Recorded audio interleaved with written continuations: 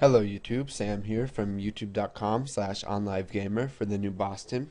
And in this tutorial, we're going to be taking a look at the properties toolbar right here. So let's go ahead and take a look at what we've created from the last tutorial. You can see here that we have Form 1. Now let's go ahead and make this a bit bigger here. And you can see that when we select Form 1, that a properties window comes up. Now there's a lot of stuff you can do in here. First off, there's the name. And just like anything else, any buttons or lists or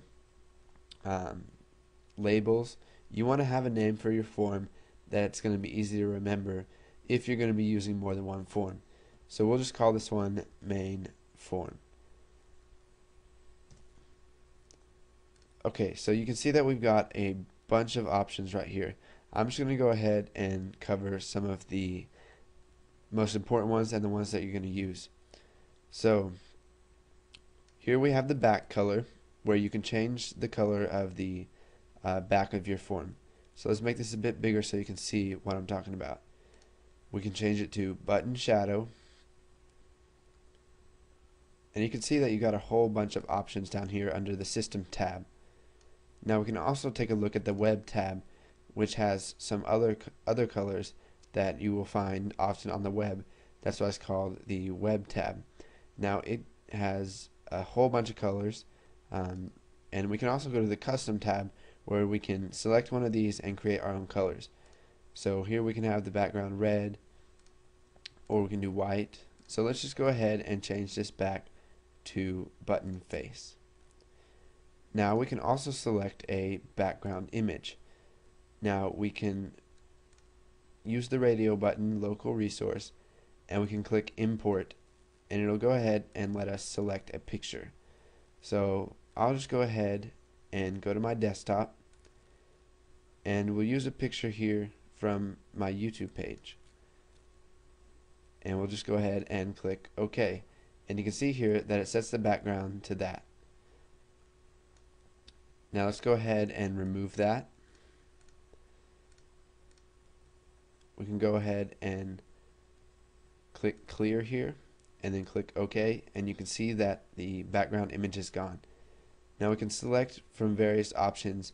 Whenever we put a background image on, we can have it tile, center, stretch, or zoom. Now let's scroll down a little bit. You can set the the color of the text that's going to be in your text box. You can select the icon. So let's just go ahead and use this icon.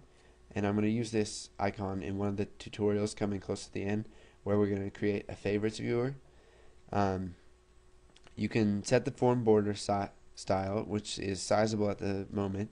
You can set it to fixed 3D, fixed single, and basically what that means is that they can't resize it like this. It won't let them. You can select fixed tool window, which won't let them minimize or maximize, and they have to either close out of it or just ignore it. There's sizable tool window, where they can change the size of it. There's sizable, and let's go ahead and look at some more of the properties. You can set it to maximize box, true or false, so as to prevent them from maximizing the box.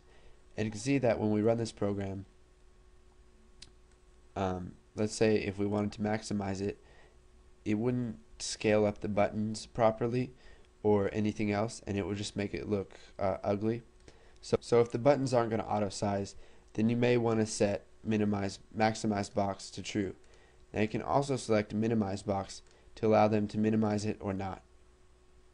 You can change the opacity, so let's change it to 50.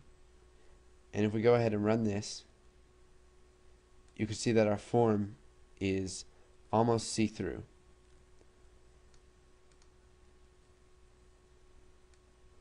You can change the size. You can do it through the properties, or you can just do it by dragging one of these dots right here. You can change the text of it, so we can just type hello world here. And you've got what's called the transparency key. So if we go ahead and select something like this green, this lime green, and come up here and change the back color to that same color, you can see what we get. Let's go ahead and change the opacity back to 100%. So if we go ahead and run this, you can see that it gives us a form that is completely clear, except for the button and the